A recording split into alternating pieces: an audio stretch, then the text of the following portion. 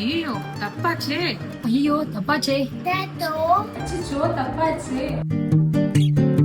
இதே மாதிரி நானும் என்னோட இயரை வந்து பட்ஸ் வச்சு கிளீன் பண்ணி சேஃபா வச்சிருக்கேன்னு நினைச்சிட்டு இருக்கீங்களா? கண்டிப்பா கிடையாது. நீங்க இன்னும் டேமேஜ் தான் பண்றீங்க. முதல்ல அது குப்பையில போடுங்க. அண்ணன் இவன் வேண்டாம்னு எதுக்கு இவன் நம்ம வீட்டுக்கு வேண்டவே வேண்டாம். இந்த பட்ஸ் பாக்ஸ் பின்னாடி இருக்கிற டிஸ்க்ளைமர்லேயே பாருங்க, do not insert inside the ear canal or into the நோஸ்னு தான் போட்டிருக்குது. வெளியில பின்னால இருக்கிற டர்ட் அண்ட் டஸ்ட்டை கிளீன் பண்றதுக்கு மட்டும்தான் இந்த பட்ஸ்ன்னு சொல்றாங்க.